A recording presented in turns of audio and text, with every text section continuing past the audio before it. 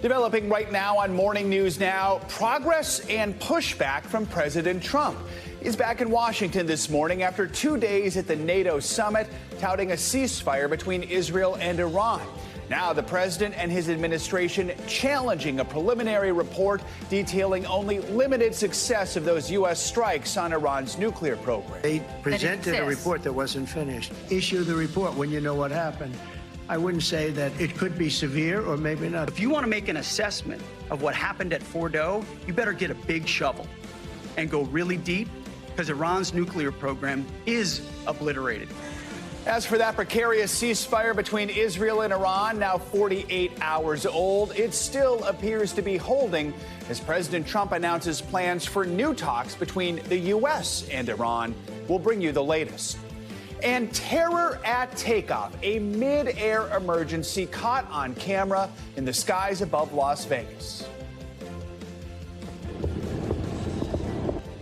Yeah, loud pops heard from the ground with sparks and smoke seen shooting out of the engine of an American Airlines flight. More than 150 people on board, but we're learning about what happened.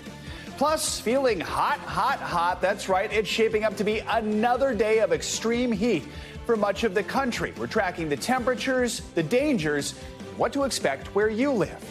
And a decade of I-do's. Today marks 10 years since the legalization nationwide of same-sex marriage. And some advocates say the anniversary is bittersweet.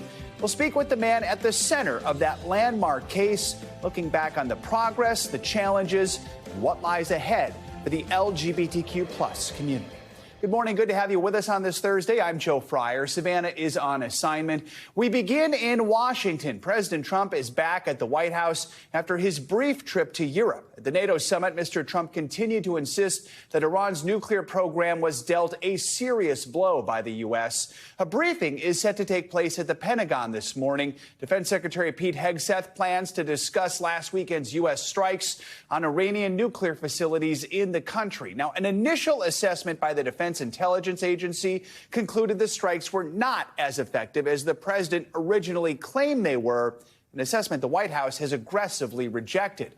Looking forward, President Trump announced at the NATO summit that the U.S. is planning to meet next week with Iran. At issue, how to move forward following those airstrikes.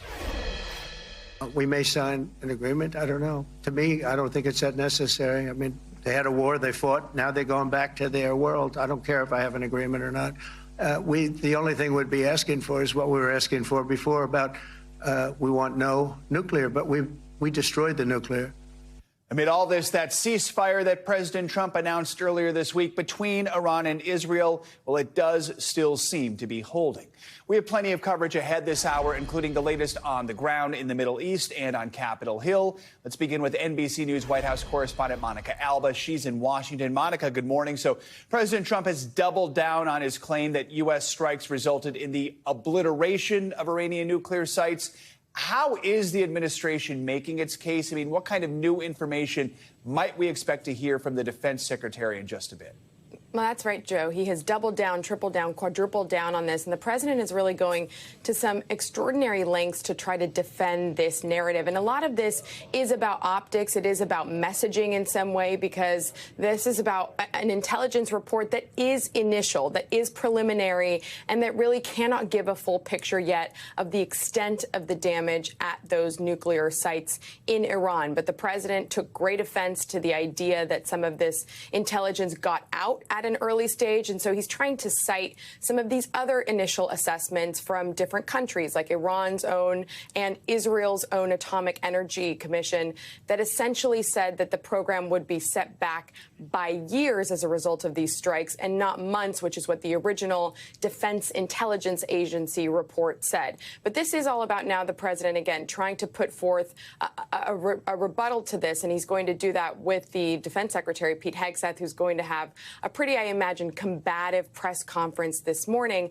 But the bottom line, and to remind everybody, is that we may not know for a very long time the actual extent of this damage. And then that sets aside questions, too, about the enriched uranium that may or may not have been moved. The White House maintains that it was destroyed in these strikes, but outside experts have questions about whether it was moved and whether it's still in the country. And, of course, that will be key to determine. And, again, we may not know that for some time either. Yeah, could take definitely some time to learn that. Just a few moments ago, we played those comments from President Trump where, ahead of a potential meeting with Iranian officials, he talked about not caring if there's an actual agreement between the nations. So what should we read into that? Does the White House feel like the Iranian nuclear program is no longer a threat?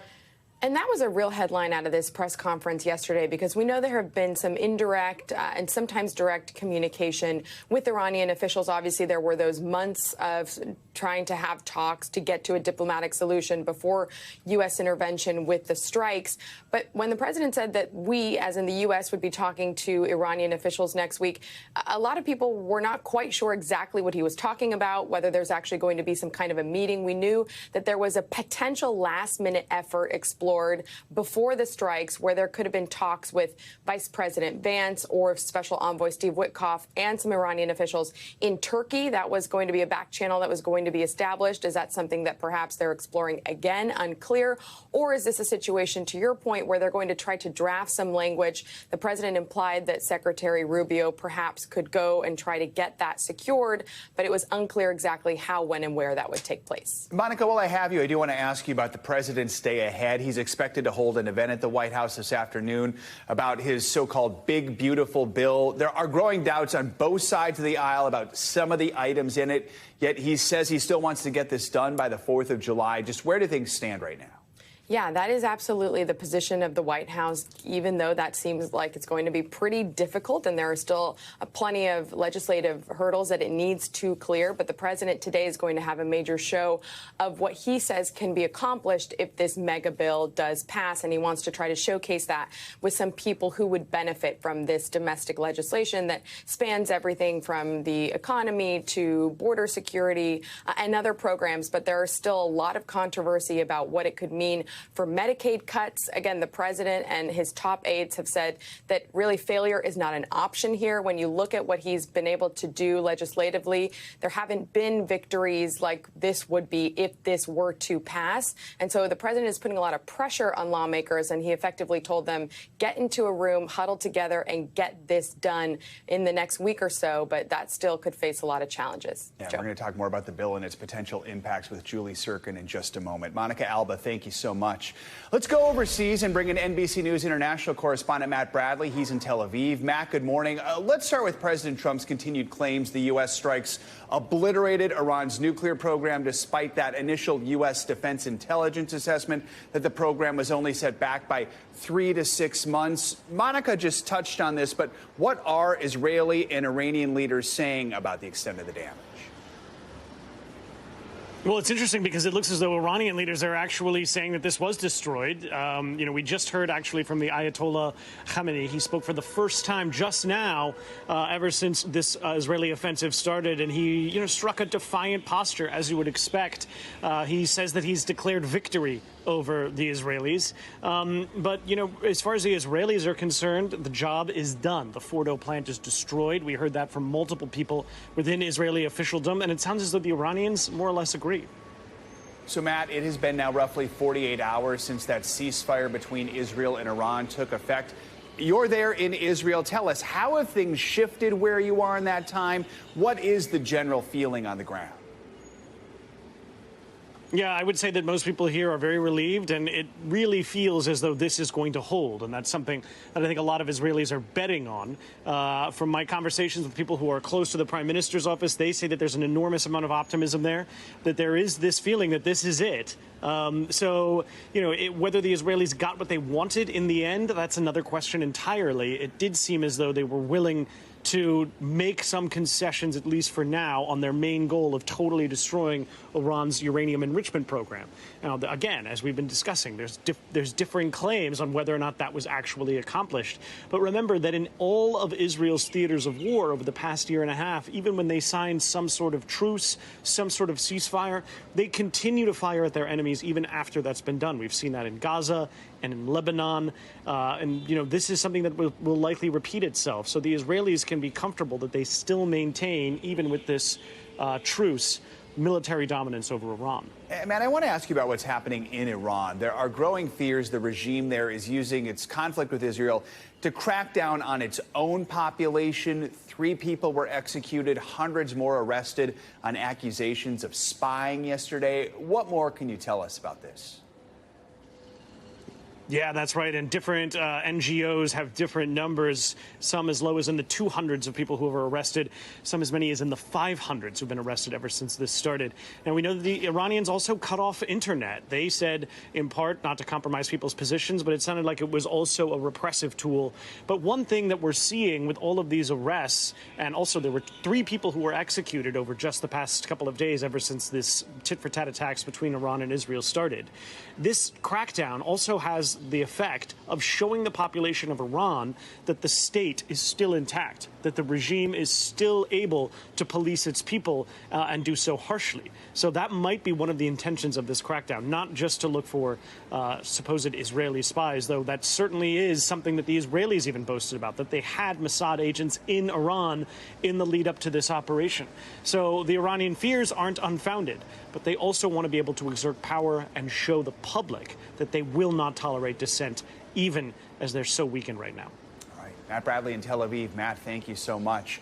Staying on this subject, let's bring in NBC News Capitol Hill correspondent Julie Sirkin. So, Julie, we understand the Senate is expected to vote today on a resolution that's aimed at reasserting Congress's role in authorizing military action abroad. That, of course, is in response to President Trump greenlighting those recent strikes on Iran without consulting the House or the Senate. Democrats really felt in the dark about this. Tell us a little more about the resolution itself and what are the odds it could actually pass? Well, the odds aren't great, and that is because, Joe, as you know, Republicans control the Senate and the House, and so far most of the party has lined up behind the president. Even when they saw, some of them, that assessment that you heard Monica talking about, they still think that what the president did was right. The top leadership in the Congress and the Senate said that they do not think that the president needed to gain approval from Congress. They did officially notify Congress, though with very little detail. So that's where this war powers resolution comes in. Senator Tim Kaine actually introduced it before U.S. Launched those strikes against Iranian nuclear sites because he didn't think the administration would seek approval from Congress, and I guess he was right. Now, the thing is, only Rand Paul, we expect, to potentially sign on to this bill. That means it'll fall far short of the simple majority, 51 votes needed to pass. Either way, though, it is nothing more than a messaging tool. The administration is within their right, technically, to launch those strikes, only seeking approval or notifying Congress afterwards. It's if they put boots on the ground or escalate this any further that Congress is going to want a bigger say in this. And by the way, they also have those briefings that you talked about, long awaited, certainly by Democrats especially. Julie, I also want to ask you what we mentioned earlier. We're going to talk to you about the president's tax and spending bill. One of the biggest sticking points in that is cuts to Medicaid. I know you've been looking at how that could affect rural hospitals, including in red states. Tell us what you found. Well, for months we've been hearing about Medicaid, right? From Democrats and Republicans, we've seen people come to the Hill to try and protest against these cuts. But I wondered what the impact really is like, especially to those rural communities. So I traveled to Missouri last week. I spoke to a patient, a provider, and a hospital administrator, and they spoke of some devastating impacts that these cuts could lead to. Watch. In this small town in rural Missouri, past miles of farmland, is where Sierra Matthews lives with her 2 young sons. Got to pace yourself better. Before Missouri voted to expand Medicaid access in 2020, Sierra, who works in the public school system, had no health insurance, and she falls below the poverty line. Medicaid kind of gave you almost like another chance at life. Oh my God, yeah. I 100% have been a completely different person just from the diagnosis alone. Sierra finally received the mental health treatment she says she desperately needed. What do you think it would mean for her to lose access to that medication? she just wouldn't be doing as good. I love her. Republican lawmakers propose changes to Medicaid as they attempt to cut federal spending and fund President Trump's agenda. We're making some common sense reforms to Medicaid to eliminate waste, fraud, and abuse. On the table, new work requirements for some adults and limiting a healthcare provider fee that states use to fund Medicaid, especially in rural areas. I'm concerned about some of what the House has done on rural hospitals, essentially, the hospital tax. Dr. Rothermick is the chief of staff at the hospital in the town of Herman where Sierra lives. He says the proposal means billions in funding would be gone. To suddenly change it without identifying a way to pick up those lost funds is going to leave a lot of patients, providers, facilities without appropriate funding to take care of the patients that need our care. Is there any more fat to trim here? I don't think there is. Rothermick says they are already underwater. Just 3 doctors work at the hospital that cares for patients in 2 counties, where about 1 in 4 people rely on Medicaid. Those 3 doctors have to work overtime, and in some cases, multiple jobs to fill the void. You wear many hats. I do. I work with the health departments. I work with EMS as their medical directors. And I even have a role in hospice that I work outside of this. The resources are even fewer in southern Missouri. We've lost 3 hospitals in the last 10 years in our region. Karen White is the administrator for the only healthcare provider in a 3 to 4 hour radius. And Karen says nearly half the population her hospital services relies on Medicaid. I think we will see loss of life.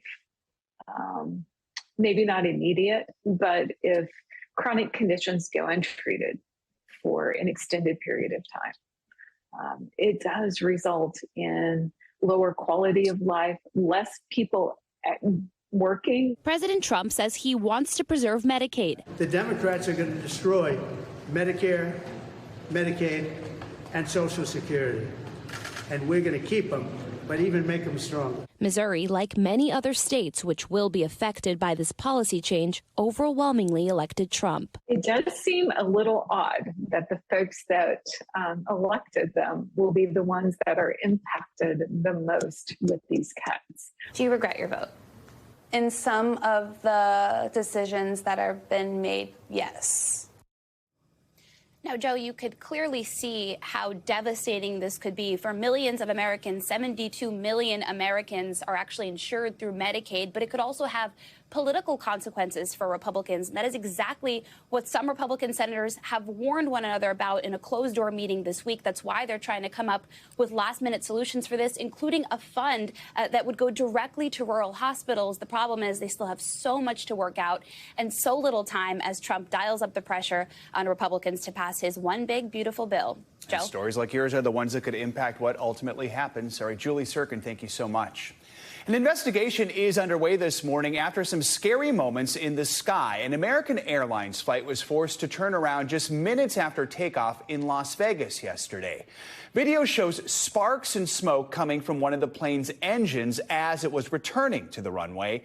NBC News correspondent Steve Patterson explains what happened. A terrifying moment after takeoff. American 6065, same tension. Looks like you have some flames coming out of the engine. Yeah, we're going to have to return.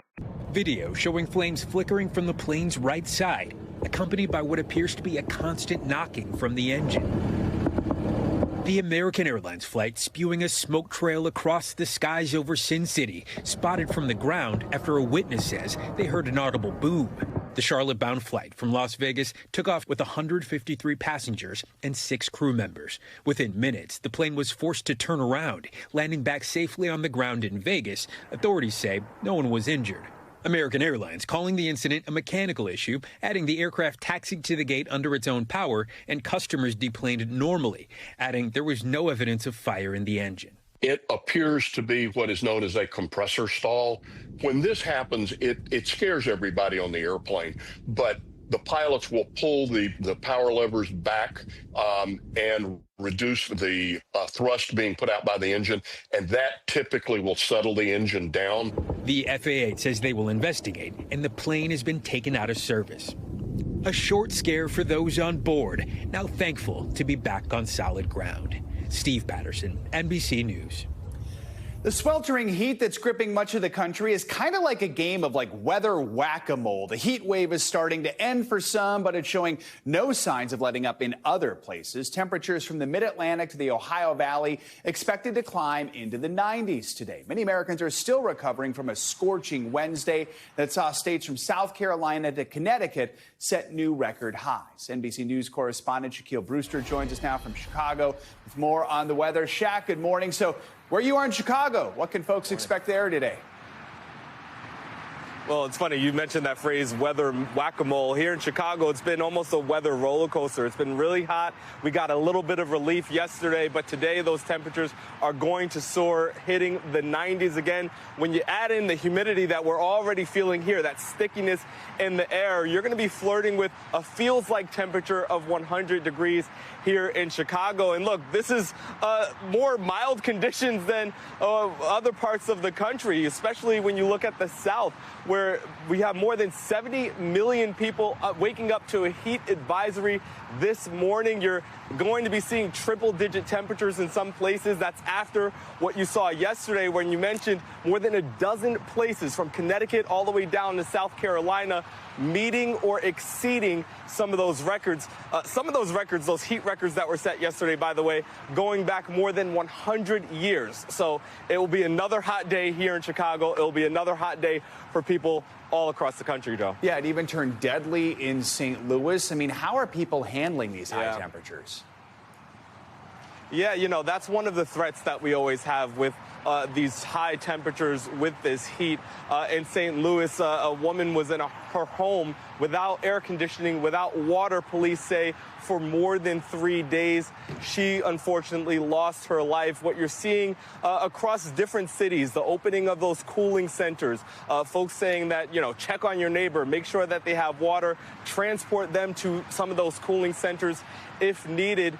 You're also seeing some energy companies in Kansas City, Missouri, handing out fans for people who don't have that AC. Just getting the air circulating helps for in many instances. And then you see some of that video on the screen right now.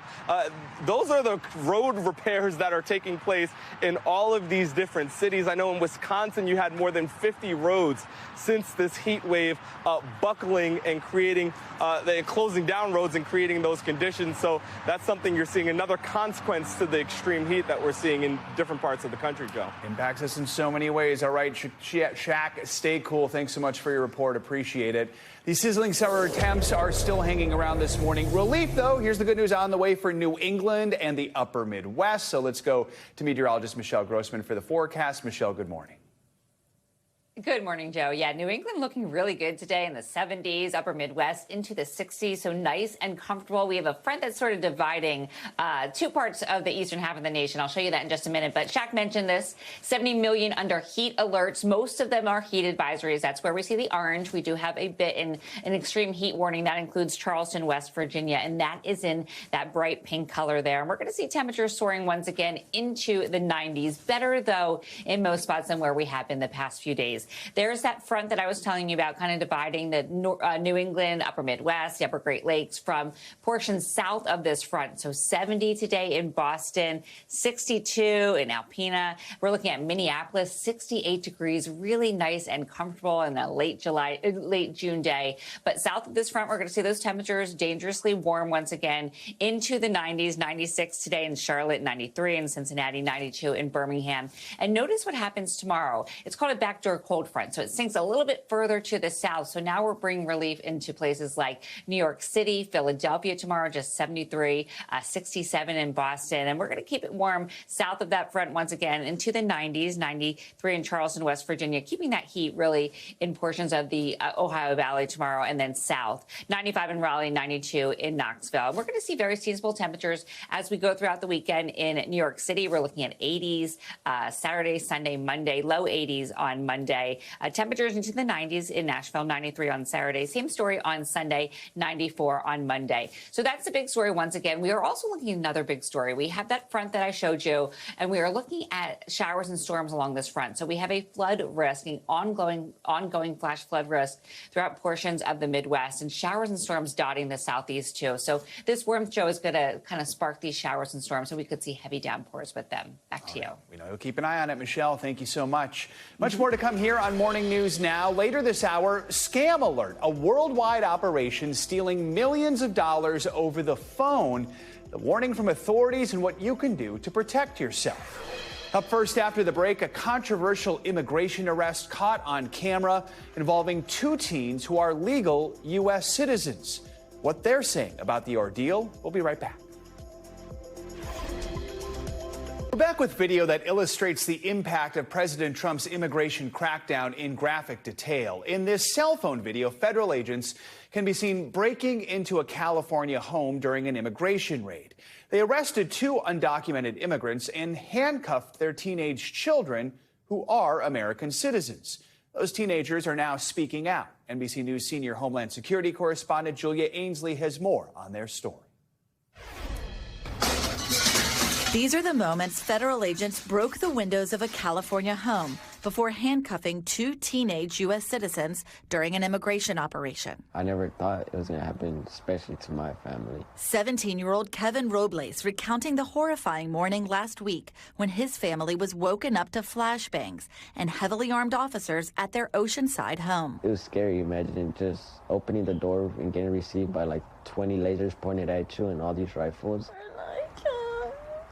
His 14-year-old sister, Raquel, emotional, unable to say more than a few words about what she experienced.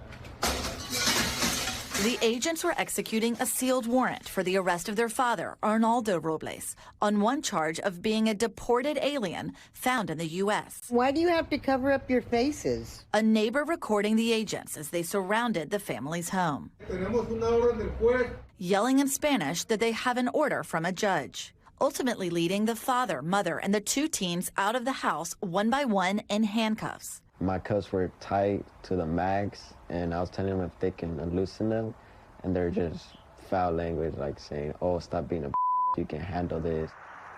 Homeland Security has not responded to requests for comment or details on the operation. Court records reviewed by NBC 7 San Diego shows Arnaldo was convicted of a DUI in 2023, for which he received a sentence of 358 days in custody and 5 years of probation. The operation is the latest in a string of videos that have gone viral for ICE's aggressive arrest tactics targeting immigrants. NBC News has obtained internal ICE data that raises questions about who ICE is targeting. Of the more than 13,000 immigrants convicted of murder, either in the United States or abroad, that were not in its custody, the agency has only arrested 752 of them. And over 65% of arrests made since October were of immigrants who ICE identified as having committed no serious crimes. Kevin and Raquel, both U.S. citizens, were released that same day. Kevin telling NBC News San Diego that his father remains in federal custody, and his mother, who is undocumented, is now detained and going through deportation proceedings. They said they only came to get one person, but ended up taking both of them. A DHS spokeswoman said the data we referenced was inaccurate, but they failed to give a criminality breakdown of the immigrants who have been arrested so far. Meanwhile, Republican Congressman Tony Gonzalez, who requested that data from ICE to begin with last fall, says he wants to see ICE using their tactical units to go after criminals and not nonviolent immigrants. He said that's something both Republicans and Democrats can agree to. Julia Ainsley, thank you so much. Developing news now out of Gaza, where Palestinian officials say Israeli forces are retaliating with new attacks after 7 Israeli soldiers were killed in combat earlier this week.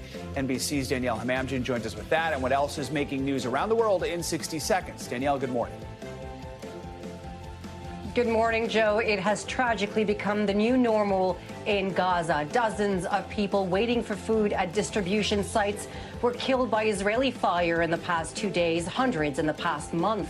The UN calls it an abomination and a death trap. 15 human rights groups today calling for the controversial organization distributing the aid to be suspended. An update now on a story we told you about yesterday. The one-year anniversary of deadly anti-government protests in Kenya ended in more clashes and more casualties. At least 16 people were killed and 400 injured as thousands took to the streets in nationwide demonstrations against President William Ruto and his government. And finally, to Sydney, Australia, where only this kind of traffic jam is possible, where the ferry tends to be a bit late this time of year because of what's called the Humpback Highway.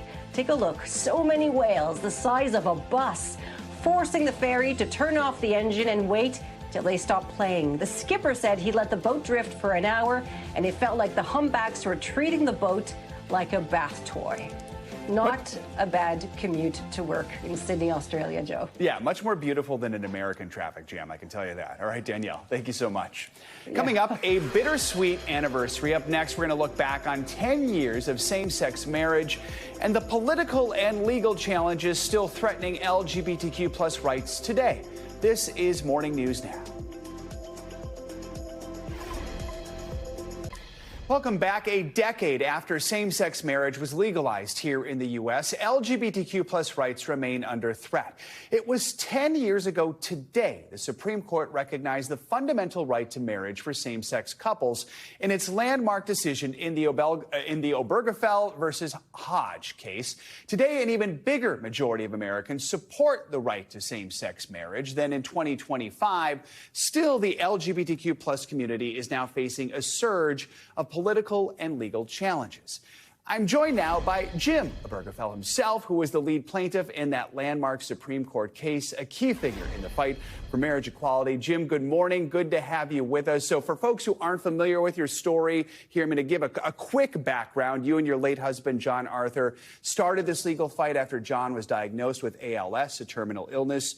You were living in Ohio, which had a ban on same-sex marriage, so you made the tough journey with John, who was gravely ill, to get married in Maryland, only to learn your marriage would not be listed on John's death certificate by Ohio's Department of Health. You sued the state, ultimately went all the way to the Supreme Court. Now it was 10 years ago today that the court ruled in your favor, effectively legalizing same-sex marriage nationwide. Just for you today, how does it feel reflecting on this 10-year anniversary? Well, thanks for having me on, Joe. I'm thrilled to be here, and happy 10 years of marriage equality to everyone. When I think back over these 10 years, what I think about are all of these people who have come up to me to share stories, to hug me, to thank me. I think about a young woman who told me that if it weren't for marriage equality, if it weren't for this court decision, she would have committed suicide. But this decision gave her a future where before she had none. It gave her a reason not to take her own life. So today, 10 years later, I think about those almost 600,000 queer couples across the United States who have gotten married, who have formed families, and are able to do that on an equal footing with other couples. So it's a day of joy for me, and I think back just to all of these amazing experiences I've had and truly understanding firsthand how important this decision is to people across the country. Truly life-saving. I do have to add, though, since the second inauguration of President Trump, we've seen many attempts to roll back representation and silence the queer community. The Trump administration's /DEI programs. We've seen a lot of corporate America, walk back its support for DEI and Pride. We've seen hundreds of anti-trans bills that have been introduced across the country, some of them written into law. How do you stay motivated to keep fighting in this political climate? I really do think about that young woman I talked about who would have committed suicide, but I also think about all of the people who came before me, people like Frank Kameny, Harvey Milk, Edie Windsor. I think about the countless people whose names we'll never know, the people who put their lives on the line to make life better for me. So I think about them, and I think about the part I've played in making life better for those who come after me. And that's really what gives me hope and gives me motivation. I have to keep fighting to make things better. And I can't think of a more important thing to do. So I think about that, and I think about how young people in our country really don't see differences the way older people do. And I think about the future they have the potential to create. So that gives me hope. There's been an incredible generational shift when it comes to this. Still, we've actually recently seen lawmakers, I looked, in at least 9 states introduce measures trying to chip away at this decision. Does that surprise you? And just in your mind overall, what more needs to be done to make sure progress doesn't stop in the fight for equality? You know, it doesn't surprise me in one way because Kim Davis started the opposition, the pushback to marriage equality the very next day, June 27, 2015. She refused to issue marriage licenses to queer couples. What I wasn't expecting was for the pushback to be so vociferous, so harmful 10 years later. I really wasn't expecting to be worried about marriage at this point. So we just have to keep fighting. We have got to be involved, and we have to fight for every single marginalized community. And that's a reminder I send out to the queer community all the time. Our community includes every marginalized community, and we have got to fight for, speak out on behalf of and in support of every marginalized community because they're part of our community. So we've got to use our voices, and that really means, importantly, in the ballot box. The Supreme Court we have today exists because many people in the 2016 election chose not to vote or thought it would be fun to lodge a protest vote. Well, we now have proof of what those actions have brought. The loss of Roe versus Wade, the attack and the potential loss of Obergefell, Lawrence, and Griswold. So voting is so important. We have to do that. And every person who cares about equality should be following organizations that are advocating for equality for marginalized groups. They'll keep you informed. Volunteer if you can. If you can, support them financially. We've just got to be involved and use our voices in every way possible. Of course, the case is called Obergefell versus Hodges. That means you were on one side and a guy named Rick Hodges was on the other. That's how history will remember that you two were foes on the opposite end. But that's not the reality today, right? I mean, you've actually become friends. Yeah, and I love sharing this story, Joe, because people don't expect the two people on either side of the V in a court case to be friends. But I had the opportunity a year after the decision to meet Rick Hodges. And someone said, Jim, any interest? And I said, well, I don't know. You tell me, do I want to meet Rick Hodges? Well, it turns out Rick Hodges was on our side the entire time. He was the head of the Ohio Department of Health. So he had sworn an oath to uphold Ohio's laws. And part of that was upholding the law banning same-sex marriage. But personally, he believed in our grace and our rights and our ability to enter into that beautiful union of marriage. So he was on our side from the beginning. And we have become friends. We've done speaking gigs together. We've done press conferences together. We are just friends, and I love it. I love surprising people with that fact. You said your husband, John, is the main reason you keep fighting, the love you shared, the promises you made to him. What would he think about where we are today, and how, do you want your story as a couple to be remembered? I think John would be disappointed in our nation. John was someone who really believed in balance, in treating people equally. And I think he would just be so disappointed in the opposition to the queer community that we're seeing, especially the trans community. They're bearing the brunt of this. So I think John would be disappointed in our nation, and he would say what I say. Why can't we all just be better people? Why can't we just move on and actually help this country become a better union, a more perfect union? So John would be thrilled with what I've been part of, what he was part of, but he would be really disappointed in our nation today, much like I am. You mentioned this generational shift that we've seen. What is your message to young queer adults who see what's happening in the country right now? Just know that there are millions of people out there who are fighting to help create a future for you that is more positive, that is more hopeful than what we grew up in. We are out there fighting. We believe in doing that. That's part of what being an activist or just being a human being is about, making things better for others. So just know that we're there. And I know some queer kids are in places where they feel completely alone. And it's tough to get past that, but just know you aren't alone. There are people who love you, who care for you, who want you to have those rights to life, liberty, and the pursuit of happiness, and get involved in whatever way that works for you. There are all kinds of activists. There are quiet activists. There are loud activists. There are all kinds of activists. So get involved. And if that just means you vote in every single election, thank you. Please do that. For those who fought against same-sex marriage for so long, and some who still do today, they always argued that it would essentially tear away at the fabric of the nation.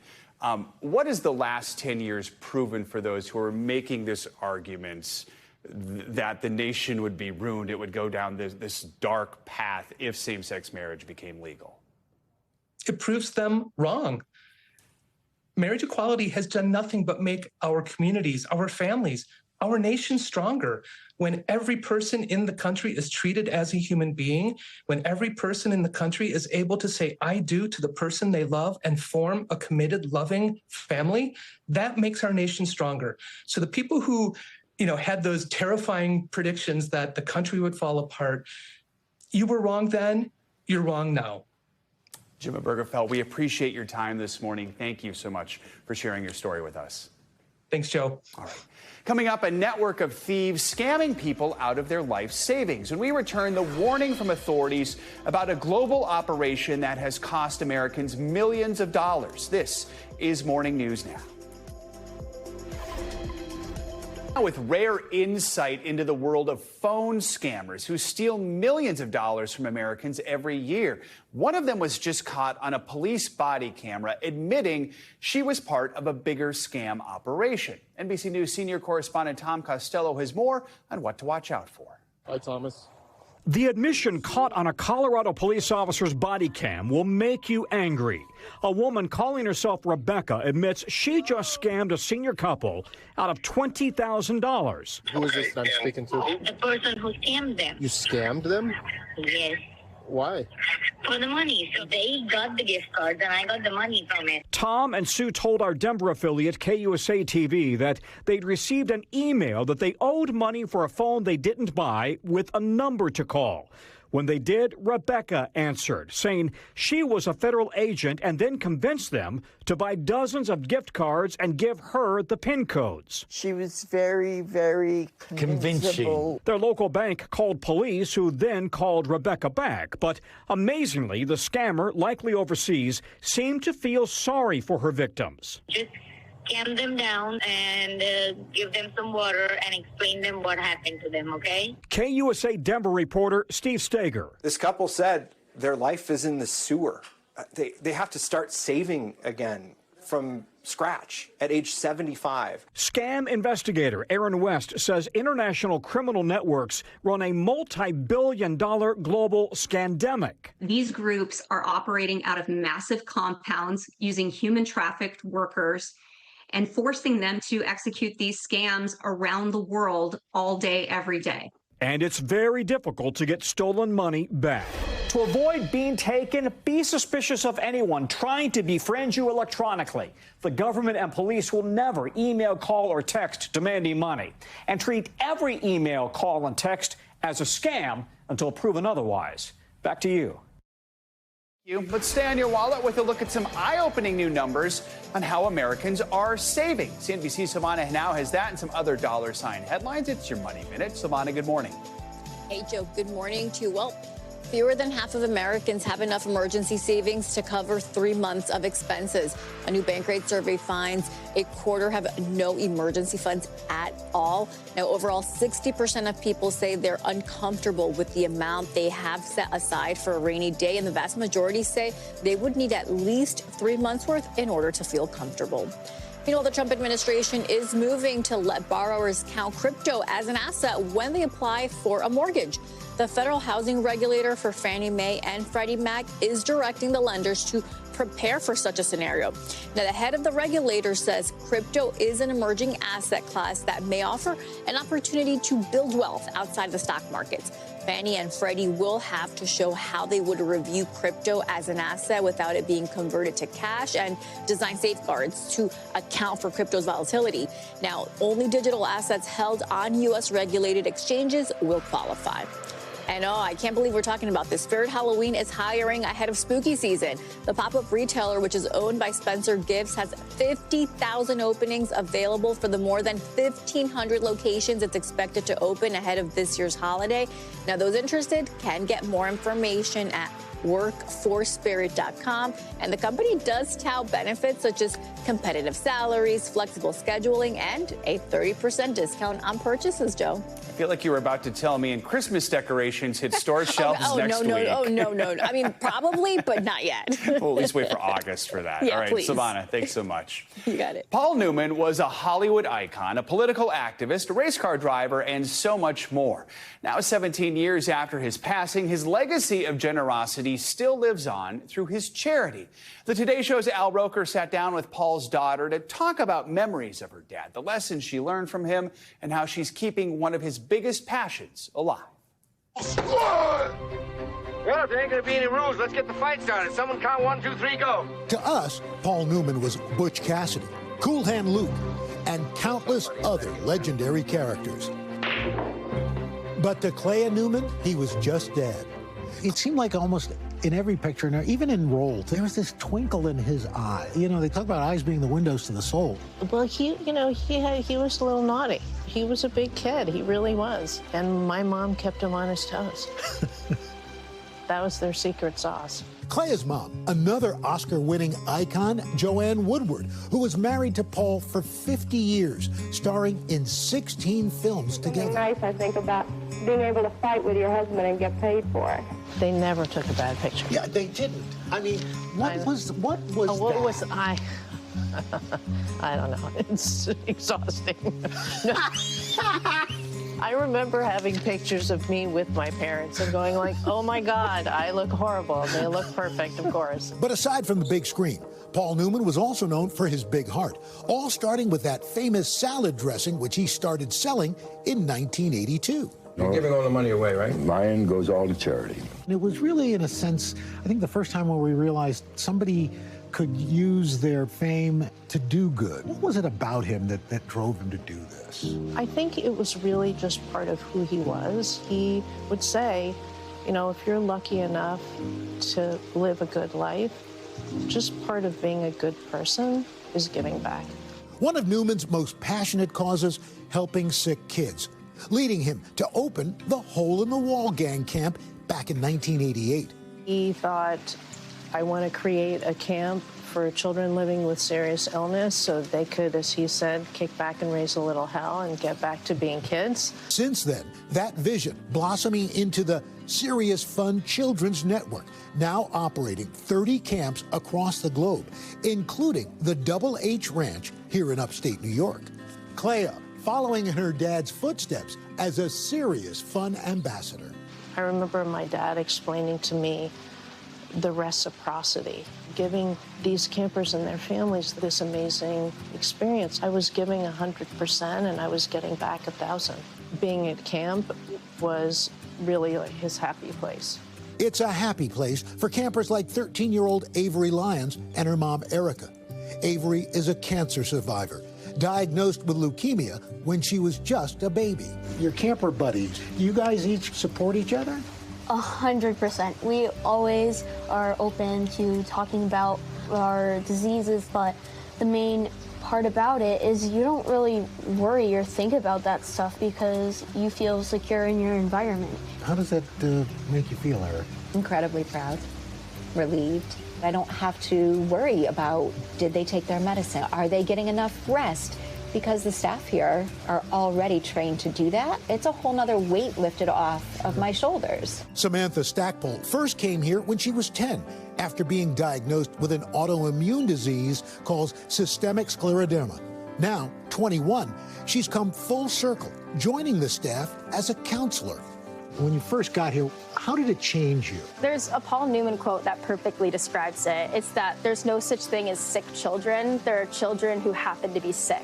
We were just treated like normal kids here. What's the best part of doing this, being back as a counselor? Getting to see the families and the parents see their kids like do all of these things. Like they're so thankful for everything we do. Serious Fun hosting more than 2 million kids and their families free of charge. It would almost seem to me, if all things being equal, he's probably prouder of this than the Hollywood legacy. He always wanted his true legacy to be the camps. This was in his heart. Al Roker, NBC News. Coming up, a send-off to remember for one high school's graduating class.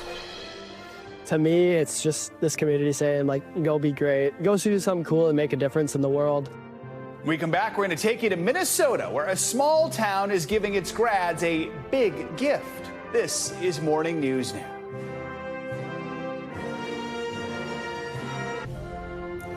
We end this hour with a small town in Minnesota that has a decades-long tradition of sending off its graduating seniors in a big way. Reporter Boyd Hupert from our Minneapolis affiliate, KARE 11, has the story. Lily Peterson, the University of Mary. Zach Kapinski, Minnesota State University, Mankato. Every high school senior you're meeting. Trevor Hansen, Central Lakes College, Staples. Is about to receive a scholarship to help pay for these schools. Hunter Moore, SMSU. A gift from Swanville, their hometown. A lot of adventures together. Former principal Chris Dunshee and former gas station owner Royal Loven brainstormed the idea in 1987. We'll put a big billboard outside of town on the highway that says, "Come to Swanville School. We give every student that graduates a scholarship." The billboard didn't happen, but Swanville got to work on the scholarships slowly. Average scholarship that first year, $166. Chili cook-offs, calendars, cheese curds, poinsettias, waffles, bingo, and pull tabs. Swanville has sold everything but its historic water tower to raise money for scholarships. This year's average, $5,142. To me, it's just this community saying, like, go be great. Go do something cool and make a difference in the world.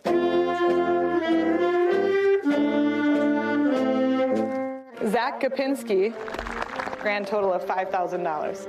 Wherever you go, know that Swanville is always home. Swanville's class of 2025 can chalk it up. Thank you. To growing up. Thank you. In the town that dreamed for them. Thank you. Boyd Hupert for NBC News, Swanville, Minnesota. Love that story. Thank you, Boyd. That's going to do it for this hour of Morning News Now. The news continues right now.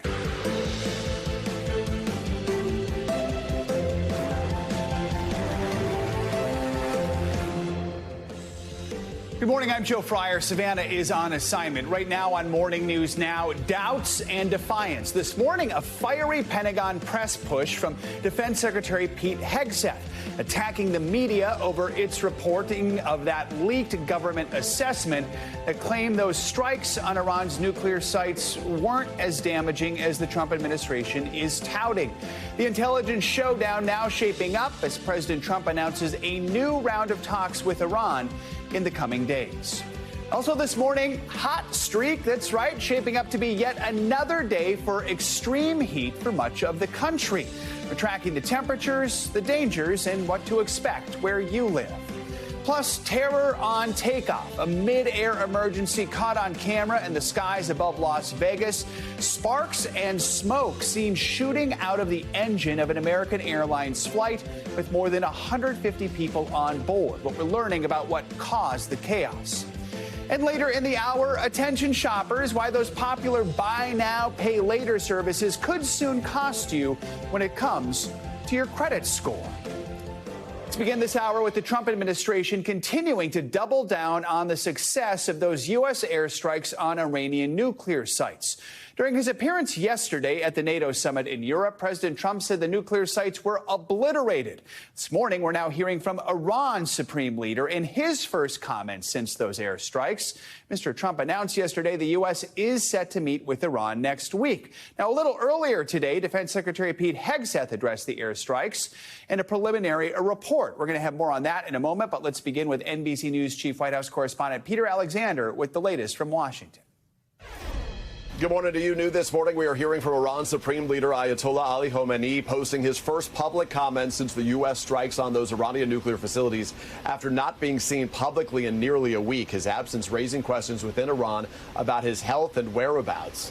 The Ayatollah this morning congratulating the Iranian people on what he called their, quote, victory over the U.S., insisting the U.S. achieved nothing with its strikes and adding surrender will not happen. It comes as President Trump and his administration here are going to great lengths to bolster his claims that the U.S. strikes wiped out their targets. This morning, new questions about the U.S.'s strikes on Iran's nuclear sites and the damage inflicted. Fresh off his overseas visit with NATO allies, President Trump is still arguing it was a knockout blow. It was very, very successful. It was called obliteration. The president is forcefully disputing preliminary findings from the Defense Intelligence Agency labeled as a low-confidence assessment that Iran's nuclear program was set back by just a matter of months. The report said what it said, and it was fine. It was severe, they think, but they had no idea. They shouldn't have issued a report until they did. But the CIA is now backing up the president, citing new intelligence from a historically reliable and accurate source method. Director John Ratcliffe saying, quote, Iran's nuclear program has been severely damaged, adding several key Iranian nuclear facilities were destroyed and would have to be rebuilt over the course of years. Ratcliffe did not offer any evidence, but the president said they have spoken to people on the ground. We've collected additional intelligence. We've also spoken to people who have seen the site, and the site is obliterated. Iran has also acknowledged its nuclear sites were badly damaged. Still unknown whether Iran moved any of its enriched uranium before the attack. The head of the UN nuclear watchdog raising that possibility after Iran told the agency that it would take special measures to protect its nuclear equipment and materials after the first attacks from Israel and more than a week before the U.S. strikes. But the president insists he believes that would not have been possible. We think we hit them so hard and so fast they didn't get to move. The president is now looking ahead, announcing plans for the U.S. and Iran to meet next week. We may sign an agreement. I don't know. To me, I don't think it's that necessary. The president's decision to launch those airstrikes on Iranian nuclear facilities has divided Americans. A new NBC News Decision Desk poll powered by SurveyMonkey finds 45% of U.S. adults oppose the airstrikes versus 38% who support them. And notably, nearly 2 in 10 Americans said that they neither support nor oppose the strikes, showing just how fluid this situation still is. Back to you. Hey, Peter, thank you so much. Now, President Trump's decision to launch airstrikes on several nuclear sites in Iran on Saturday has divided Americans. That's according to a new NBC News Decision Desk poll powered by SurveyMonkey. Among adults surveyed, 45% oppose the U.S. strikes on Iran, while 38% support them. The remaining 18% neither oppose nor support the actions. And while more Americans do oppose the strikes and support them, the poll found a majority also support a continuation in military support if Iran's nuclear program remains intact. That could be an important figure depending on how effective those strikes were. And as you just heard, that remains a point of contention this morning. Which brings us to Defense Secretary Pete Hegseth, who's speaking out this morning about those U.S. airstrikes on Iranian nuclear sites. He passionately addressed the airstrikes during a briefing at the Pentagon just a little bit ago, doubling down on President Trump's claim the strikes destroyed those nuclear sites. Here's a bit of what Secretary Hegseth had to say. There's been fawning coverage of a preliminary assessment. I've had a chance to read it. Every outlet has breathlessly reported on a preliminary assessment from DIA. I'm looking at it right now. Again, it was preliminary, a day and a half after the actual strike, when it admits itself in writing that it requires weeks to accumulate the necessary data to make such an assessment. It's preliminary. It points out that it's not been coordinated with the intelligence community at all. There's low confidence in this particular report. It says in the report there are gaps in the information. It says in the report multiple linchpin assumptions are what this assessment, a linchpin assumption, you know what that is? That means your entire premise is predicated on a linchpin. If you're wrong, everything else is wrong. And yet, and still, this report acknowledges it's likely severe damage. Again, this is preliminary, but leaked because someone had an agenda to try to muddy the waters and make it look like this historic strike wasn't successful. There are so many aspects of what our brave men and women did that, because of the hatred of this press corps, are undermined because people are trying to leak and spin that it wasn't successful. It's irresponsible. And folks in this room are privy to that information because of the proximity here in the Pentagon. It's an important responsibility. And time again, classified information is leaked or peddled for political purposes to try to make the president look bad. And what's really happening is you're undermining the success of incredible B-2 pilots and incredible F-35 pilots and incredible refuelers and incredible air defenders who accomplished their mission, set back a nuclear program in ways that other presidents would have dreamed. How about we celebrate that? How about we talk about how special America is, that only we have these capabilities? I think it's too much to ask, unfortunately, for the fake news. So we're used to that. But we also have an opportunity to stand at the podium and read the truth of what's really happening. For more on this, we're joined now by NBC News intelligence reporter Dan DeLuce. Dan, good to have you with us. So to be clear, NBC News has been reporting on the various assessments that have been out there. We've given the president and his administration a chance to say what they believe happened in Iran. And we've also covered, of course, many details of the mission from over the weekend. Talk more about what some of the highlights were of what the defense secretary had to say. Joe, so you saw some of that high-octane rhetoric there from the defense secretary.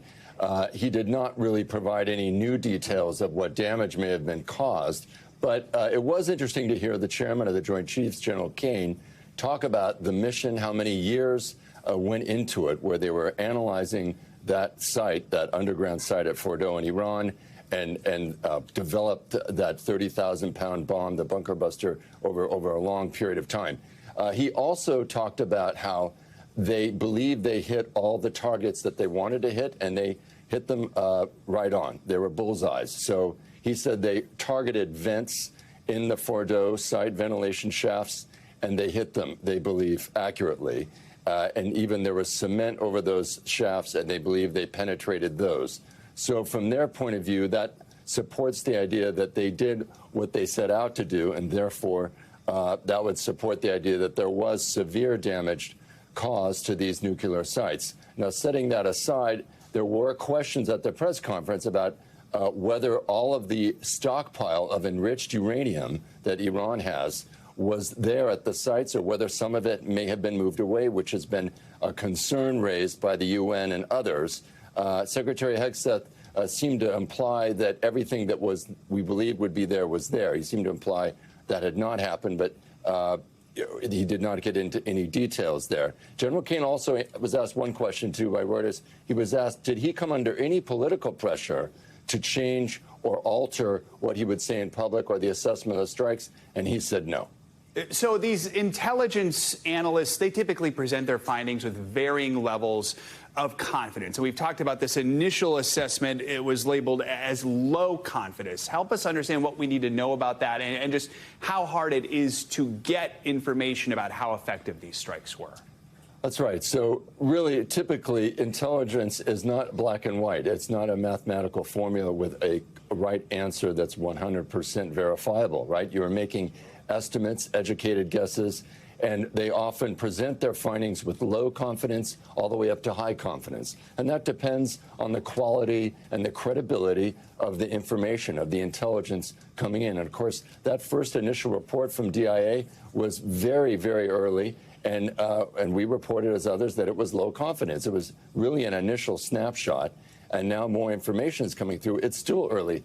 Assessments of bombing damage, especially in a country where you don't have very much access on the ground, if at all, means it takes days or weeks to get a good idea of exactly what you hit. So there will be a lot of effort to eavesdrop on the Iranians, take more satellite imagery, try to keep spying, and try to find out what was hit. All right, Dan DeLuce, appreciate you guiding us through all this coverage this morning. Thank you so much. To weather now, and millions of Americans remain under heat warnings. Record-breaking temperatures continue to create extremely dangerous conditions. The National Weather Service saying that. But it's not just a heat wave that's sweltering the nation. Florida is also grappling with a severe storm. NBC News correspondent Shaquille Brewster has the latest. Here in Chicago, temperatures are expected to soar into the 90s, and that's not even factoring in the humidity that we've been feeling this morning. Across the country, you have millions under heat advisories as others are cleaning up from an intense round of severe storms. We absolutely just got hit. Overnight, caved-in walls, roofs ripped off trailer homes, and a cloud of debris over Largo, Florida. This ring footage capturing this house almost entirely flipped off its foundation from the heavy winds. The brutal early summer heat wave clashing with severe weather. At least 9 reports of potential tornadoes in southern Minnesota. The live look outside right now, coming down in sheets. As heavy rain battered downtown Minneapolis, with much of the country bracing for another round of oppressive heat. More than 70 million people under heat advisories today. After more than a dozen locations from South Carolina to Connecticut set record highs Wednesday, with JFK hitting a stifling 102 degrees, the state's governor asking New Yorkers to conserve electricity. In Paterson, New Jersey, the heat cutting high school graduation ceremony short and sending 9 people to the hospital. The blazing temperatures turning deadly in St. Louis, where police say a woman died earlier this week after being in her home with no water or air conditioning for at least 3 days.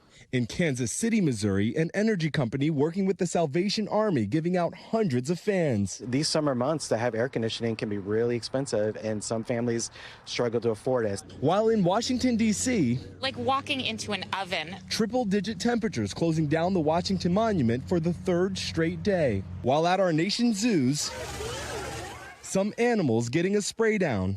And firefighters helping kids and the New England community stay cool in this intense summer heat. Now, some good news. There is relief coming for much of the country as those temperatures fall closer to those average summer highs, but many are still dealing with the threat of severe storms. That's something we'll continue to watch throughout the day. All right, Jack, thank you. Let's turn now to meteorologist Michelle Grossman, who's tracking the temperatures for us. Michelle, good morning. Good morning, Joe. And we're going to see that the dangerous temperatures continuing at least south of a front. I'm going to show you a front. It's going to be a dividing line between the cooler air to the north and that still summer hot air to the south. So we still have 70 million Americans under heat alerts. Where you see the orange, that is a heat advisory. We also have extreme heat warnings. That's in the hot pink. That includes Charleston, West Virginia. So let's track this front as it moves across the country here. We're looking at that mild and refreshing air to the north. It's a big area of high pressure bringing in cool air. And we're looking at temperatures in the 60s in some spots. South of this, it's hot, it's muggy. We're looking at dangerous heat still. Temperatures soaring into the 90s once again. And you factor in the humidity, it's going to feel like over 100 degrees. So that dangerous heat does continue. It's a big story. Shaq really told that story well of how the heat can impact people. The cool side, we're looking at temperatures dropping 10, 25 degrees below what is normal for this time of year, or what was compared to the past few days, and lower humidity also. So here are those temperatures to the north of the front. We're looking at 70, 75 in Bangor, Maine, 70 in Boston. That's going to feel good. South of the front, we're looking at 90s, 90 in Pittsburgh, 96 in D.C. We'll feel like 104 once you factor in the humidity. Same story tomorrow, but notice that front. It's called a backdoor front. It's going to sink a little bit further to the south. So now we're talking about Philadelphia into the 70s, 75 degrees there. On your Friday, 92 in Detroit, 93 in Columbus, looking at 90s in Nashville, also in Charlotte. So we do have a hot summer weekend. We'll keep that heat in place, but this is really typical for this time of year as we go throughout the weekend. And we're looking at places in the Northeast New England, really typical too for this time of year. So Huntsville, we're looking at temperatures in the 90s, Saturday, Sunday, Monday, 90s in Jacksonville, 93 on Saturday, 90 by Monday. So that's a big story today. Also another big story, that front that we were just talking about in the Midwest, we are looking at the chance for more flooding. We've had flash flooding concerns. Yesterday was a big day there. Lots of rain in a short amount of time. So it's not going to take much to saturate the ground once again. And we're going to watch that very closely. Also looking at the chance for showers and storms in the southeast. As far as the severe weather threat goes on this Thursday, we're looking at mainly portions of Iowa into Wisconsin. We're looking at the chance for winds gusting up to 60 miles per hour. Could see some hail, could see a tornado or two. But notice all that green. That's really telling us where we could see some scattered showers or storms. And then by Saturday, we're looking at, actually, this should say Friday, we're looking at storms in portions of the Midwest, 5 million at risk, Joe. Right. Michelle, thank you so much. Now to an incredible rescue caught on camera. A little girl in China was trapped in a storm drain for hours after she went missing during intense flash flooding. NBC's Liz Croyd shows us how a team tracked her down. Harrowing video showing the incredible moment a young girl in China was rescued from a storm drain, where officials say she was trapped for 7 hours during intense flooding across the region. In this video, you can see the little girl clinging to a member of the rescue team who's using a flashlight and rope to wade through the waters to guide them to safety. According to the fire department, the child went missing after school and was suspected to have fallen into a drainage ditch in China's Guizhou province. Water rescue crews were called in, one by one, checking manholes until they located the girl. Officials say when they found her, she was trapped inside the 20-foot deep pipeline and struggling to survive. Across China's southwest region, thousands of people have been evacuated from heavy rains triggering severe flooding. Torrents of water seen sweeping through streets, destroying bridges. Some cities and villages now completely underwater. Rescue crews seen here using drones to drop supplies to trap survivors. Amid so much devastation, this rescue a brief moment of relief. The little girl carried to safety and miraculously unharmed. Liz Kreutz, NBC News. The fate of disgraced music mogul Sean Diddy Combs will soon be in the hands of the jury. Closing arguments in his criminal trial get underway today.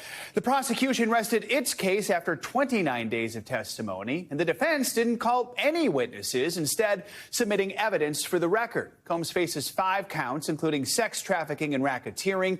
He has denied all allegations against him. NBC News entertainment correspondent Chloe Malas has the latest.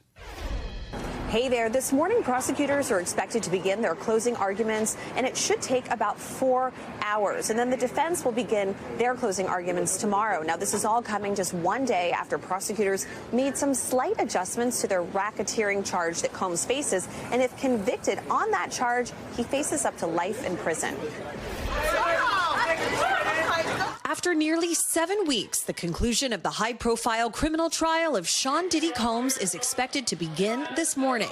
The judge granting both prosecutors and Combs' defense team 4 hours today and Friday to make their closing arguments, their last chance to speak to jurors before they deliberate. This is the opportunity for the prosecution to show why the evidence is relevant, why it matters. And for the defense, there are time to say this is why it doesn't prove what they need to prove. The trial captivating the country. Some spectators now predicting the verdict online. I think he might be coming home. He will be found guilty. It all began in 2023 when Combs' former girlfriend, Cassie Ventura, filed an explosive civil lawsuit accusing him of years of physical and emotional abuse, setting off a media firestorm, which only intensified when this disturbing security video, first published by CNN, showed Combs brutally beating Ventura in a hotel hallway in 2016. Combs issued this since-deleted apology video on Instagram. My behavior on that video is inexcusable. Last September, Combs was arrested at a Manhattan hotel and charged with transportation to engage in prostitution, sex trafficking, and racketeering. Combs, who was denied all of the charges, faces up to life behind bars. The trial began in May, with 34 witnesses ranging from alleged victims and escorts to law enforcement agents and Combs' former assistants. Despite Combs' lawyers saying that they needed as much as a week for their case, they didn't call any witnesses, arguing their case for less than 30 minutes, with Combs choosing not to testify in his own defense. Some of the most shocking testimony coming from Ventura and another former girlfriend, both claiming Combs abused them and forced them to participate in drug-fueled sex parties known as freak-offs. Now Combs' future lies in the hands of the jury. So I'm going to go back to that racketeering, that RICO conspiracy charge that prosecutors made some changes to. They dropped attempted arson, attempted kidnapping, but they are still pursuing arson and kidnapping. And like I said, he could go to prison for the rest of his life if convicted on just that one charge. And the jury is expected to begin deliberating on Monday. All right, Chloe, thank you so much. For more on this, let's bring in NBC News legal analyst Danny Savallo. So, Danny, let's start right there with that last-minute move by prosecutors dropping the attempted arson, attempted kidnapping charges. What does that signal to you?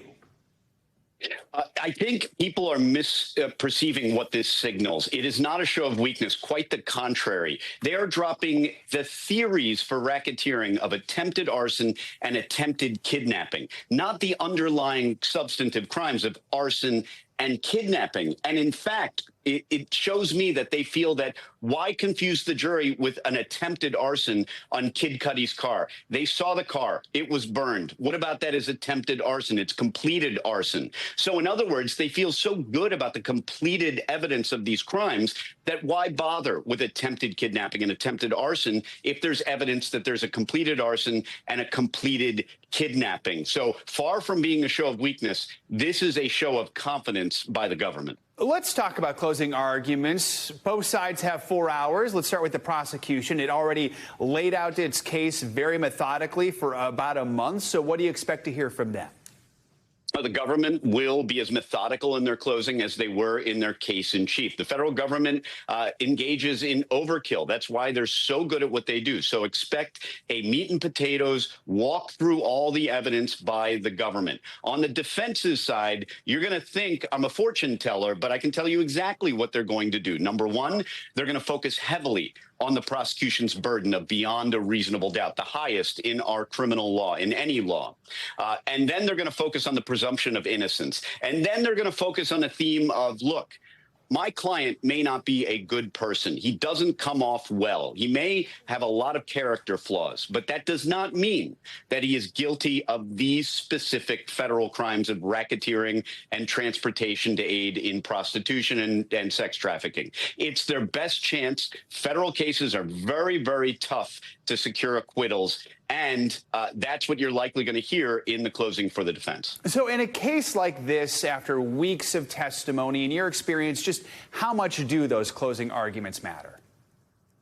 Boy, it's a great question because, you know, we defense attorneys think they're everything because they're our opportunity to get up and put on a show. But, you know, there's another school of thought that the jury instructions are quietly more important than closing arguments because the jury's instructed on what the law is. So, look, defense attorneys and prosecutors alike would like to put a lot of weight into their closing arguments because it's the most performative part of the case. It's the highlight.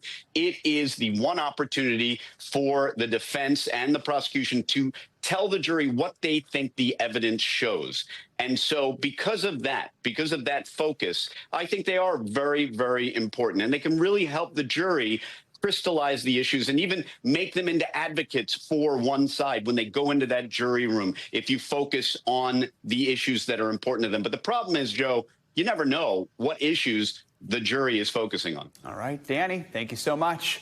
There were some frightening moments for passengers traveling from Las Vegas to Charlotte Wednesday. An American Airlines plane was forced to turn around shortly after takeoff after the engine reportedly sparked, leaving a trail of smoke behind the aircraft as it returned to the runway. NBC's Sam Brock has the details.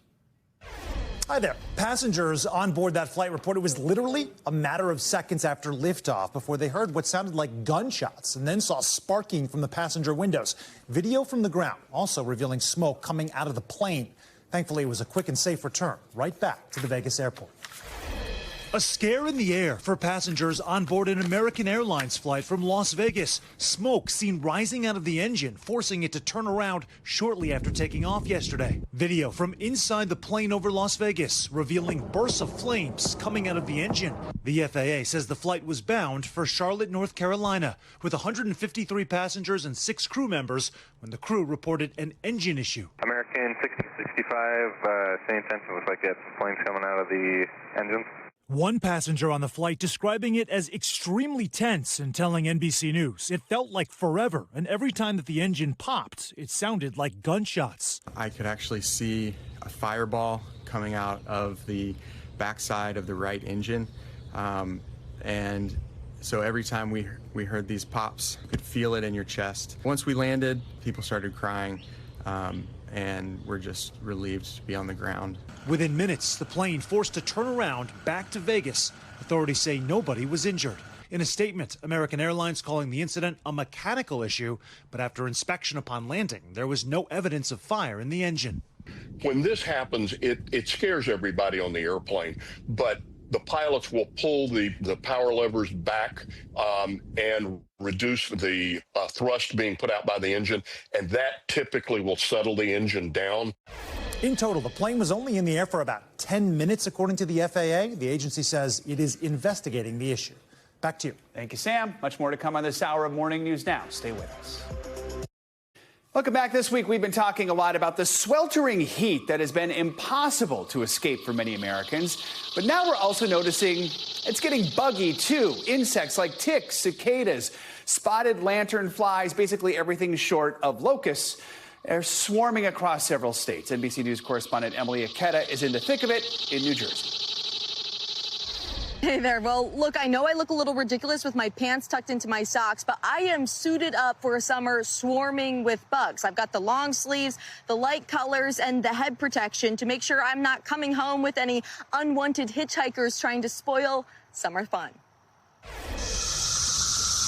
The sound of summer just got a lot buzzier, with several insect species making a resurgence. About the size of a sesame seed, tiny blood-sucking ticks are coming back with a vengeance. If we compare the numbers to last year, we're looking at maybe 30 or 40% higher. In the New York region, researchers at Fordham University setting the tick risk meter at 10 out of 10, even advising if you're thinking of taking a hike, consider going to a movie instead. Warming winters and higher humidity caused by climate change enable ticks to survive for longer periods, as well as expand their geographical range. Pair that with a year of an acorn boost. They will serve as food for white-footed mice. This simply gives rise to greater populations of black-legged ticks. Black-legged ticks, also known as deer ticks, are among the most common in the U.S., known to transmit Lyme disease. Recent reported cases have grown 5 times the amount over the last 30 years since the CDC started tracking data on the disease. Another concern for experts, the Lone Star tick, carrying different diseases like alpha-gal syndrome, which can cause a meat allergy in the infected person. And ticks aren't the only pests at large. Isn't that crazy? Their sound often compared to the noise of a lawnmower. A brood of cicadas emerged this year, expected to span across more than a dozen states. Spotted lanternflies are also expected to make a return this summer, with sightings already in the Northeast. Residents are urged to kill the invasive species on site. And swarms of bees spotted in New York City have social media buzzing. But experts warn if you do encounter these pests, try not to bug out. 99.9% of the insects that you bump into are simply going to be harmless. Dog owners know there are various medications that pets can take to prevent against tick-borne illnesses. But what about for humans? There are currently no FDA-approved Lyme disease vaccines, but there are several in the works, in development. A Pfizer-led effort could submit for FDA approval as soon as next year. Back to you. Emily, thank you. International news now, starting with Colombia, where more than a dozen people are dead after a massive landslide buried homes. NBC News International correspondent Danielle Hamamdjian joins us now with our news around the world in 60 seconds. Good morning, Danielle. Good morning, Joe. We begin with some awful scenes out of Colombia. Dozens of homes, as you mentioned, were buried in mud and debris following heavy rains. Local authorities say at least 13 people were killed. Rescue workers are still digging through the rubble. At least a dozen more people are still missing. Switching gears now to Thailand, which became the first country in Asia to decriminalize cannabis back in 2022. Well, now it's tightening the rules again, banning sales of the plant to those without a prescription. The move follows public backlash over allegations the drug had been made available to children, causing addiction. And finally, here in the UK, police were called to the scene of a prison break, or more like a park break. 2 bears, Mish and Lucy, escaping from the back door of a wildlife park. And bear in mind, pun intended, they have a sense of smell 2,000 times higher than humans. Mish and Lucy were found fast asleep in a honey store, having eaten a week's worth of honey. Living the dream. I just love this story, Joe. Yeah, no kidding. It's like a live-action Winnie the Pooh movie. All right, Danielle, thank you so much. Exactly. Coming up, the fragile future of some of America's most widely accepted and administered vaccines. The critical advisory panel with members hand-selected by Health Chief Robert F. Kennedy Jr. putting some childhood shots under review and what it might mean for the nation's youngest patients. That's next.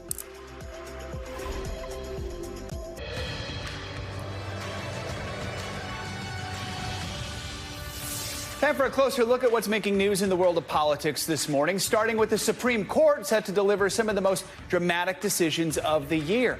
NBC News Capitol Hill correspondent Julie Sirkin joins me with the latest. Julie, good morning.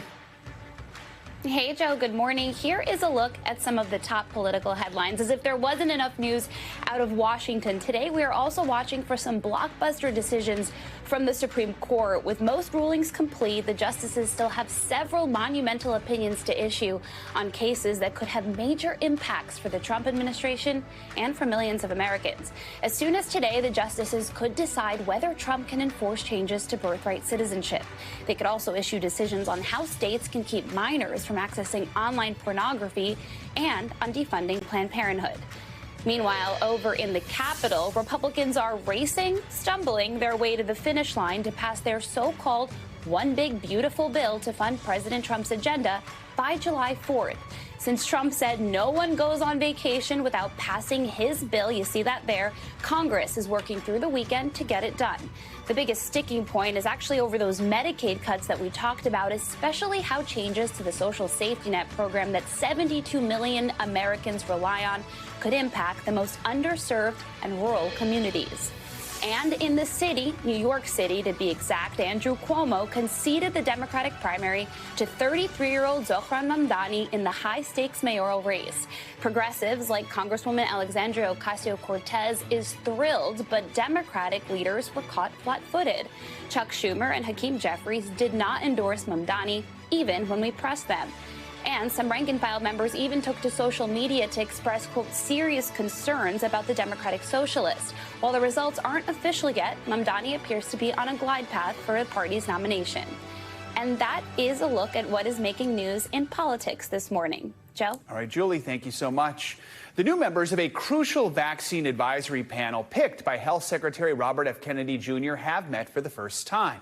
Kennedy abruptly fired all previous members of the advisory committee on immunization practices earlier this month. This new panel includes multiple vaccine skeptics and is expected to review the childhood vaccine schedule as well as scrutinizing other shots that have been approved for decades. That's fueling concerns the panel may change long-standing vaccine recommendations to the CDC, which could affect what shots are covered by insurance. NBC News medical analyst Dr. Vin Gupta joins us now with more on this. Dr. Gupta, good to have you with us. So yesterday, the panel focused on COVID vaccines. Today, it's slated to discuss MMRV and also flu vaccines, among some others. What is important for people to understand about these discussions and the potential impacts? Well, Joe, good morning. Historically, ACIP, this Advisory Committee on Immunization Practices, has historically been constituted by epidemiologists, infectious disease doctors, respected people in this practice. It's a really important field of public health and medicine. Unfortunately, that doesn't seem to be the case with this new makeup here. And as we saw with day one, a lot of us were closely tracking the conversations, a lot of unserious questions, not the type of questions you'd see over the last several decades from this committee. And it's consequential because they set the agenda on vaccine recommendations that insurance programs often will follow. So this is quite consequential. In May, we know Secretary Kennedy announced the CDC was no longer recommending updated COVID vaccines for healthy children and adults or for pregnant women. Now, the future of more vaccines could be at risk. How has the medical community been responding to all this? With a coalition, a robust coalition that's really speaking in unison here. The American Medical Association yesterday with 78 medical societies released a statement saying, Joe, that they firmly stand behind existing seasonal vaccine recommendations because for reasons you and I have talked about for many, many years now, they prevent unnecessary hospitalizations. They prevent disease from happening in the first place. The American health insurance plans, encouragingly, this is a coalition, Joe, of many of the largest health insurers in the country, also said that they're going to commit to providing and reaffirming insurance coverage for these vaccines. So that's a big deal here. This is civil society really stepping up and saying, regardless of what ACIP puts out there, vaccines will still be present for the American people and they will be covered. So if they're covered, I guess that begs the question, why does this all matter? How could changing vaccine recommendations impact access to medical care? What could be the long-term impacts to overall public health? Well, Joe, you set it up in the tee-up that at the end of the day, misinformation still and how we talk about these issues impacts patient behavior. A lot of people are not getting vaccines anymore, and we're seeing declines in, say, uptake of the MMR vaccine, much less the flu shot. So how we talk about this at the highest levels still matters here. And here's why. I'll just give you a few statistics. 30% of inpatient pediatric beds across the country, 30% of those have declined since 2008. So we have less physical capacity in children's hospitals across the country. And imagine what happens in an infectious disease epidemic. We have less slack in the system to care for kids if they get sick. And this is just the natural evolution of how our health system has changed. That's number one. Number two, we know half of adults get their vaccines in pharmacies across the country. If ACIP says changes something about what vaccines are recommended, that might impact what pharmacists can actually do in pharmacists across the country, impacting how adults actually get access to these needed vaccines. So that's really a big deal. All right. Dr. Ben Gupta, appreciate your time this morning. Thank you. Coming up, some major money news for you on this Thursday morning. When we come back, why buying into those tempting buy now, pay later options could cost you when it comes to your credit score. Stay with us. That's next. We're back now with a look at a major change coming to your credit score, especially if you're a fan of those buy now, pay later options. The credit analytics company FICO announced that it will begin factoring in the use of buy now, pay later loans into its scoring system. Comes after FICO spent a year working with the popular lender Affirm to study the impact of these short-term interest-free installment loans. Currently, the loans don't show up on your credit report, but FICO says that it wants to give banks a better picture of shoppers' repayment history as buy now, pay later plans surge in popularity. Investopedia editor-in-chief Caleb Silver is here with more on what could mean for your score. So it sort of seemed like it was the wild, wild west a few years ago when these were first introduced. But how have these buy now, pay later programs changed in popularity over the last few years? And then why is it that FICO says we need to be looking at this? Yeah, FICO is effectively going to have two scores for you come the fall. One that incorporates buy now, pay later, one that doesn't. So there'll be two ways to look at your credit score. But they're looking at this because they say that 63% of buy now, pay later clients, customers have multiple loans, and they take multiple loans out at the same time. 41% are late on payments as of the recent data. So people are becoming later and later on their repayments. That is going to ultimately affect their credit score because they get higher interest payments and they get penalties. And eventually those loans get passed on to a collector. That comes back to haunt your credit score. So FICO wanting to have a more accurate picture of who's taking these loans, how many loans they have, and how risky they are as a borrower. What does this mean for consumers? Is it necessarily a bad thing? Well, if you don't do the P part of the BNPL, the pay part,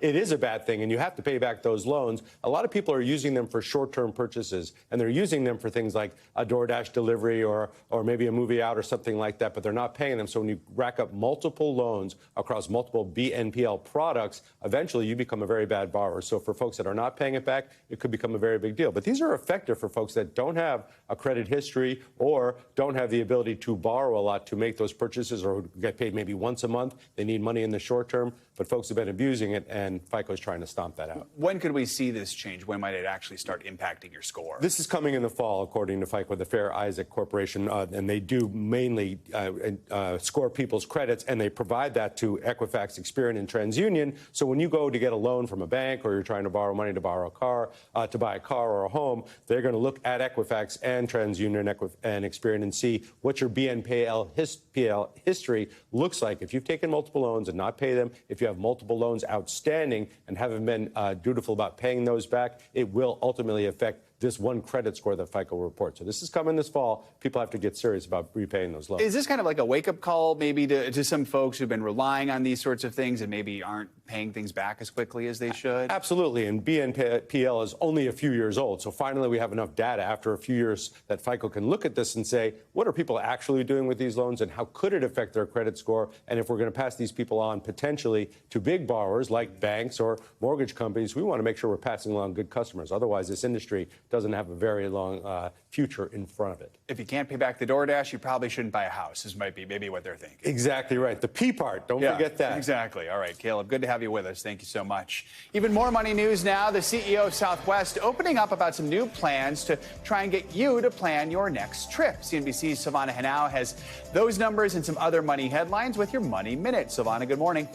Hey, Joe, good morning to you. Yeah, so Southwest Airlines CEO says the company is open to making more changes to woo customers, including airport lounges, longer international flights, and more premium class seats. He tells CNBC whatever customers need in 2025 or beyond, we, quote, we won't take any of that off the table. Now, Southwest is in the middle of a transformation, including getting rid of policies like open seating and allowing customers to check 2 bags for free. Meanwhile, a federal judge is siding with Meta in a lawsuit filed by a dozen authors, including comedian Sarah Silverman, alleging the company illegally trained its AI models on their copyrighted works.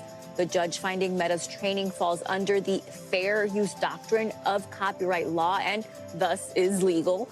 Now, the decision comes days after another judge ruled in favor of Anthropic in a similar lawsuit. Now, these cases are a major win for the tech industry, which has spent years in disputes with media companies arguing training AI models on copyrighted material is fair use. And The Social Network is getting a sequel.